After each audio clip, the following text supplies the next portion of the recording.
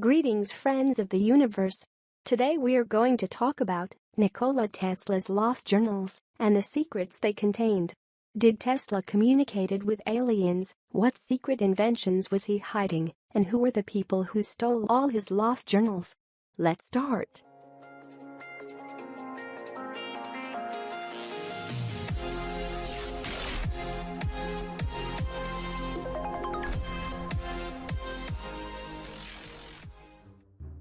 Nikola Tesla is one of the greatest masterminds of the modern age. He was an inventor, electrical engineer, mechanical engineer, physicist, and futurist who is best known for his contributions to the design of the modern, alternating current electricity supply system, but his ideas and inventions went far beyond. Tesla was a man who cared not only about mankind, but about our planet as well. Tesla's main goal was the world with free and unlimited energy, and if his projects weren't sabotaged the way they were today, our civilization would most likely be traveling among the stars. Nikola Tesla is the man who harnessed lightning. He was a true genius. He envisioned new technologies far before their time, and even claimed to have had contact with extraterrestrial beings. He was the ultimate mad scientist and deserves much more respect and room in history books. Tesla also claimed that the human brain acted like a natural receiver. My brain is only a receiver. In the universe, there is a core from which we obtain knowledge, strength, and inspiration. I have not penetrated into the secrets of this core, but I know it exists. He was completely different in many ways. Tesla described experiencing intense flashes of light, which were followed by moments of intense creativity and clarity. Basically, Tesla was able to imagine and see an invention in his mind during this moment of clarity, almost in holographic detail. Tesla claimed that he could even rotate these visions, taking them apart piece by piece, and he knew exactly how he was going to build these inventions based on his visionary experiences. One of his greatest creations is the rotating magnetic field. He claimed the idea came to him in a flash of intuition. Furthermore, Tesla believed it's absurd to think we're the only intelligent beings in the universe. Most scholars acknowledge that Tesla's obscurity is partially due to his eccentric ways and fantastic claims during the waning years of his life of communicating with other planets and death rays. It is now known that many of these fantastic inventions of Tesla are scientifically accurate and workable. It has simply taken mankind this long to catch up to these astonishing ideas. It is known that Tesla suffered from financial troubles throughout his adult life. Tesla had to move several times when he could no longer afford his surroundings. The Waldorf Astoria in New York had been Tesla's residence for 20 years, yet he had to move in 1920 when he could no longer afford it. Tesla then moved into the Hotel St. Regis, but again was forced to vacate due to lack of financial support. Forced to move from hotel to hotel, he would often leave trunks of documents behind as security for his debts. These trunks, which were eagerly sought after Tesla's death, and have become the key to unlocking the mystery of who Nikola Tesla really was and the incredible life that he secretly led. On January 9th, after the FBI learned of his death, they ordered the U.S. Office of Alien Property to seize all of Tesla's belongings from his hotel room and other places in New York City. These items were then transported to the Manhattan Storage and Warehouse Company under the seal of the Office of Alien Property. Many people are only vaguely aware of Tesla's inventions and scientific discoveries. We learn that because the FBI considered him a threat, and information about him in mainstream media was highly suppressed. This is evidenced by the school system leaving him out of its history books. After Tesla's death, there was a scramble by the United States government to find all of his papers, notes, and research before other foreign powers could find them. Tesla's nephew reported that before the Office of Alien Property had arrived, someone else had obviously gone through Tesla's belongings and took an unknown amount of personal notes and papers. Anything even remotely associated with Tesla was quickly confiscated and lost within the secret networks of the US government. Nevertheless, more than a dozen boxes of Tesla's belongings left behind at hotels like the Waldorf Astoria, the Governor Clinton Hotel, and the St. Regis had already been sold to salvagers to pay off Tesla's outstanding bills. Most of these boxes, and the secrets they contained, have never been found. In 1976, 4 undistinguished boxes of papers were auctioned in the estate sale of one Michael Borns. Little is known about Borns, except that he had been a bookseller in Manhattan. This auction took place in Newark, New Jersey, with the boxes and their contents being bought by Dale Alfrey for $25. Alfrey had no idea what was in the boxes when he bought them on a whim. When he later went through them, he was surprised to find what appeared to be lab documents and personal notes of Nikola Tesla. Some of the lost papers of Tesla had once again resurfaced. However, due to ignorance, they were almost lost once again. In 1976, the name Nikola Tesla was not widely known. Alfrey had little idea of the importance of the papers he now owned. Going through the incredible amount of material, Alfrey at first thought he had uncovered the notes of a science fiction writer. What he read was so incredible that it seemed impossible that any of it was true. Having little interest in what he had bought, Alfrey stashed the boxes away in his basement, thinking that he would go through them again later, when he had more time. 20 years passed before Alfrey would once again find the time to open the strange boxes. Unfortunately, time had not been so kind to the precious contents contained within. The papers by now had mildewed badly, and the ink had faded from the years of neglect in the damp basement. Alfrey was determined not to let this material disappear forever, and started the laborious effort of trying to transcribe the information before it was too late. However, Alfrey soon found himself caught up in reading the remarkable papers. Tesla's notes are shocking in their revelations of the scientist's secret life. A life that up until this time had never been mentioned by Tesla or documented by biographers after his death. These lost journals revealed that in 1899, while in Colorado Springs, Tesla intercepted communications from extraterrestrial beings who were secretly controlling mankind. These creatures were slowly preparing humans for eventual conquest and domination, using a program that had been in place since the creation of humankind, but was now accelerating due to Earth's increased scientific awareness. Tesla wrote about his years of research to interpret the strange radio signals and his attempts to notify the government and military concerning what he had learned, but his letters apparently went unanswered. Tesla spoke in confidence to several of his benefactors, including Colonel John Jacob Astor, who owned the Waldorf Astoria Hotel. These benefactors listened to Tesla and secretly funded what was to be the start of mankind's first battle to regain control of its own destiny. A battle set in motion by Nikola Tesla. While this information seems absolutely incredible, Tesla did give occasional hints to his predicament in various newspapers and magazine interviews. Tesla may have elaborated on the subject in an article called Talking with the Planets in Collier's Weekly, March 1901. This is what Tesla said. As I was improving my machines for the production of intense electrical actions, I was also perfecting the means for observing feeble efforts. One of the most interesting results, and also one of great practical importance, was the development of certain contrivances for indicating at a distance of many hundred miles an approaching storm, its direction, speed, and distance traveled. It was in carrying on this work that for the first time, I discovered those mysterious effects which have elicited such unusual interest. I had perfected the apparatus referred to so far that from my laboratory in the Colorado mountains, I could feel the pulse of the globe, as it were, noting every electrical change that occurred within a radius of 1,100 miles. I can never forget the first sensations I experienced when it dawned upon me that I had observed something possibly of incalculable consequences to mankind. I felt as though I were present at the birth of a new knowledge or the revelation of a great truth.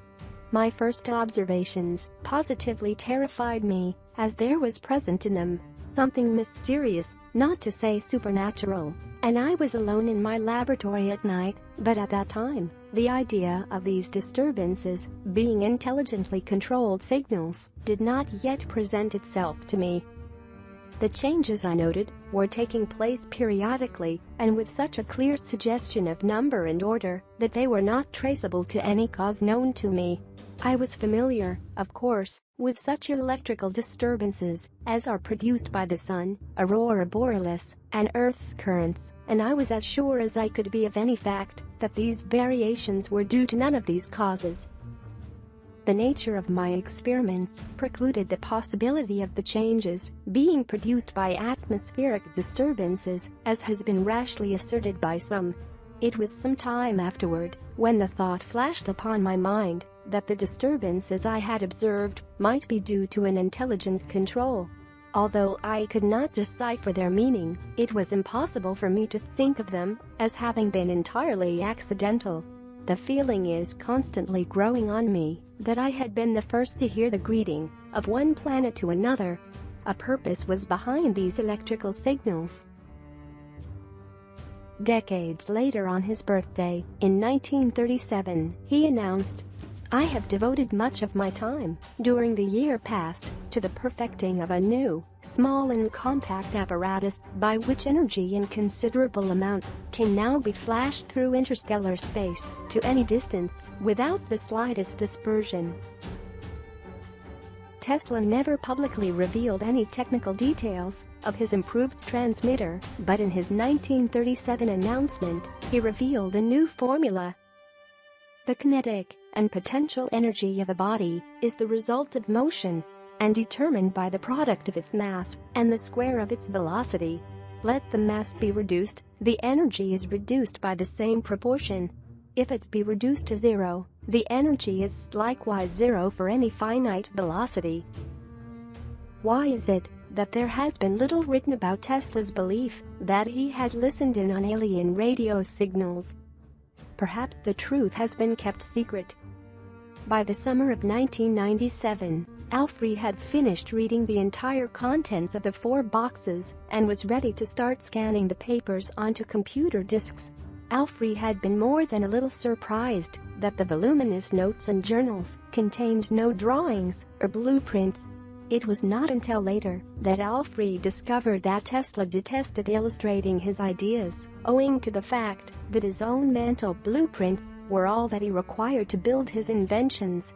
Alfred also noticed that Tesla's journals were often incomplete. There were numerous gaps, consisting of days, months, and even years. Alfred surmised that other journals could exist somewhere, hidden away, either by the government or by ignorance. Because of these gaps, Alfred started to make inquiries over the internet, hoping that others may have additional information concerning the missing sections. These inquiries obviously attracted the attentions of those who were also interested in the lost journals. Someone who wanted the journals to remain lost forever. In September 1997, Alfred was home, continuing his research, while his wife and children were gone for the day to Manhattan. As Alfred remembers, the phone rang, and the caller identified himself as Jakowski, who was interested in Tesla and the papers that Alfred had discovered. Alfred had spoken to the caller for only a few minutes when suddenly the line went dead. Almost immediately, the front door bell rang. Alfred recalled, "When I went to answer the front door, I found it already open, with 3 men standing in the foyer." Before Alfred could speak, the man closest addressed him by his first name. "The door was open, John. I hope you don't mind that we let ourselves in." The 3 men were all dressed in identical, black business suits, with white shirts and black ties. Alfred said, "They look just like undertakers." However, Alfred could tell that these men were not undertakers or simply there for a friendly chat. The man who had first spoken continued to address Alfred by his first name, like he knew me personally or something. But I had never seen these men before in my life. I was afraid that maybe they were criminals. There was a palpable air of menace around these three that I had never experienced before or after. The other two men remained close to the door and never spoke. Their eyes remained fixed on Alfred throughout the entire experience. "We understand that you have in your possession some old boxes and papers. We would be very interested in buying these from you." "Well, they're not really for sale. Anyway, how do you know about them?" The first man chuckled. "We know a lot about you and your papers.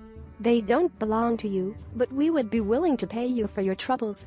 They're of no use to you. In fact, you could be in a lot of trouble for having them in the first place." By now, Alfred realized that the men were not asking to buy his boxes, they were demanding them. He could tell that they meant business, and this frightened him. The first man now slowly moved closer to Alfred, speaking in a slow, deliberate way. He carefully enunciated each word, so that Alfred understood perfectly where he stood. "It's no use, you know. We're going to get these boxes, no matter what you do. You can't stop us. It would be much easier for you and your family if you just gave us what we want. People have disappeared forever over much less. I would so hate to see this happen to you or your wife and kids." The man now stood directly in front of Alfred, his dark eyes fixed and cold.